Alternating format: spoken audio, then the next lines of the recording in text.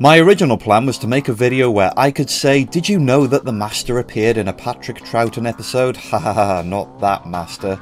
But then I actually sat down and watched The Mind Robber for the first time since I was a small child, and there really is so much to unpack. It's often easy to overlook these standalone adventures, but they're so interesting once you delve in. Only in novels and audiobook form does the Mind Robber's land of fiction ever live on in Doctor Who mythology and not TV, but that's not to say that certain tropes of this adventure haven't found their way back to the 21st century Doctor Who product. But more on that later, as well as the Master, who was literally forgotten about. The Mind Robber was a story that the amazing Patrick Troughton could really sink his teeth into. His playful, boundlessly energetic, flustered and discombobulated personality was perfect for this particular setting. After the TARDIS gets swamped in volcanic lava, the Doctor has no choice but to use the emergency unit and thus move the TARDIS out of this reality. Consequently, the TARDIS is warped to what the Doctor officially declares as nowhere. This strange empty realm is quick to mess with the minds of our travellers, and then boom goes the TARDIS. Zoe's screaming. I'll leave it at that. They awake to find themselves in a dark labyrinth made of what are presumably trees, and truth be told, this place is not entirely unpleasant. In fact, it's kind of fun for the happy-go-lucky adventurer type. There are lots of puzzles and castles and riddles and traps. Jamie goes for a temporary face swap. The actor who played Jamie caught chickenpox, and so they needed a think-fast plot point where the Doctor had to put his face together, but he got it wrong. Smooth. And there is an abundance of eclectic characters, all of whom are nestled in works of fiction all too familiar to us humans watching at home. We get treated to guest appearances from the likes of Gulliver, Rapunzel, a Minotaur, this nasty looking Medusa. Stop motion Medusas are always the best. And let's not forget everyone's childhood favourite, the Carcass. That's K-A-R-K-U-S. Thanks, Zoe.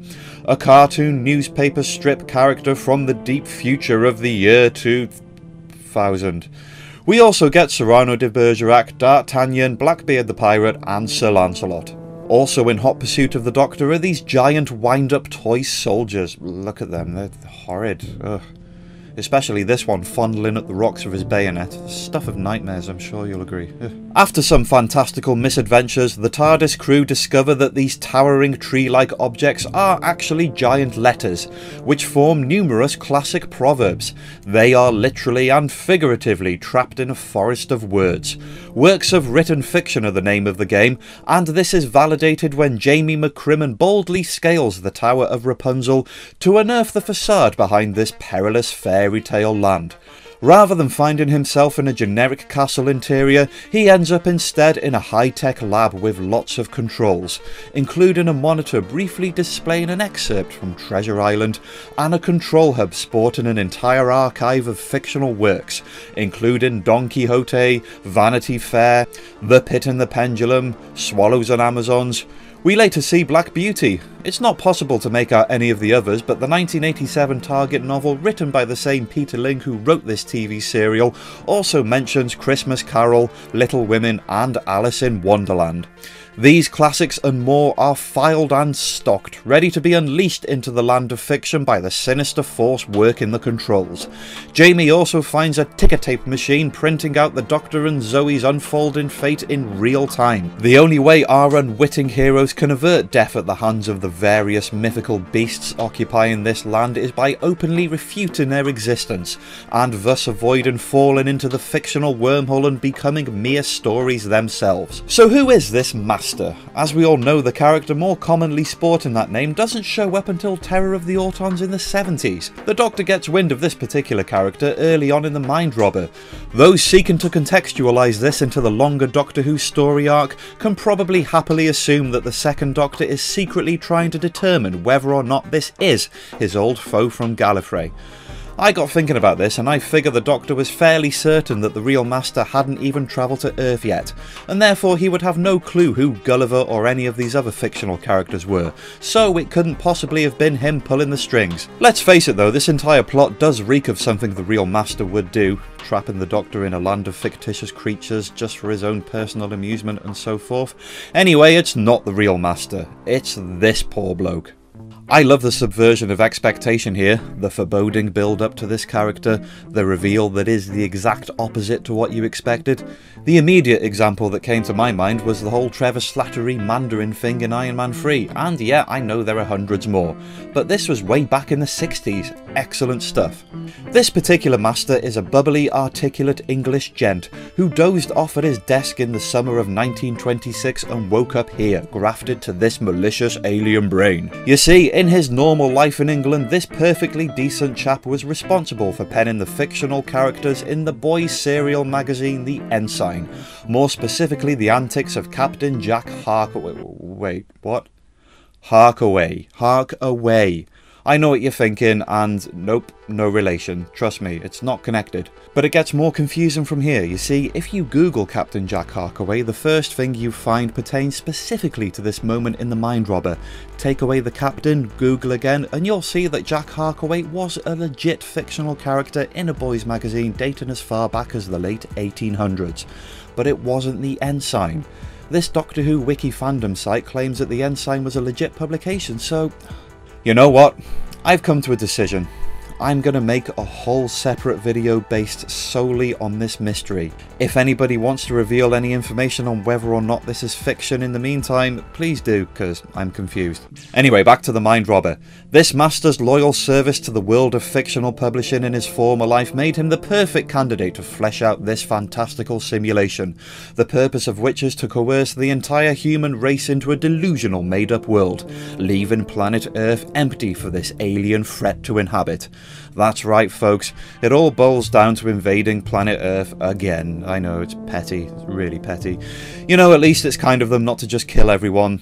And you know, one would hope that the fictional world us humans reside in would be less Dante's Infernal and more Winnie the Pooh. These perilous simulations were all tests, to ensure that the Doctor, who is suitably ageless and with no shortage of imagination, is indeed the best heir to the Master's brain throne.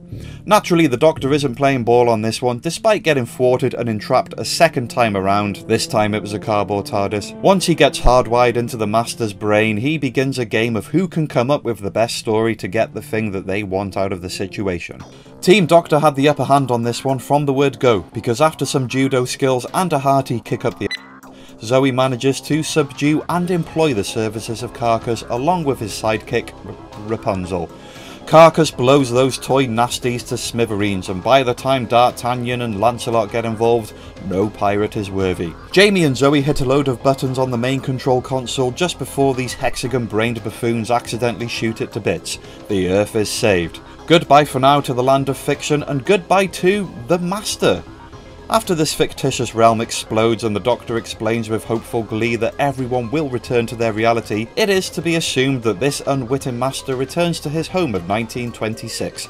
This theory is more or less confirmed once the Doctor, Jamie and Zoe return to the newly repaired TARDIS in the opening scene of The Invasion, where the Master is nowhere to be seen. He is never heard from again. I wonder what he got up to. As for the land of fiction, well, die-hard fans did get a sliver more of it down the line. It features in the 1995 New Adventures of Doctor Who novel Conundrum, the 2014 Big Finish audiobook The Crooked Man, and a few other places too.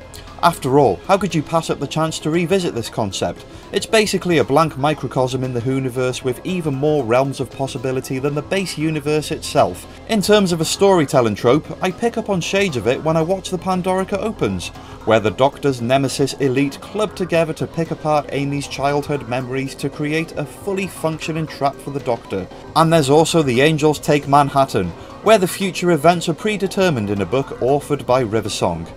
And just because of the whole castle connection, I also think of Heaven Sent, just because it's a brilliant episode. None of these are exactly the same, I know, but they do serve as a reminder of just how fun Doctor Who can be when it traverses the manifolds of fiction within fiction. But you don't have to go that deep into it. Simply put, The Mind Robber is a gloriously entertaining adventure that's really fun to get lost in. The imagination, the set pieces, oh, look at that. Brilliant. Seriously, I love it. Genuinely. As with many of the black and white adventures, it's often more like watching theatre than TV, but I'm gonna say it, it stood the test of time. 60s Doctor Who was brilliant. What else is The Mind Robber like? Sound off in the comments and hit that subscribe button. Have a good one.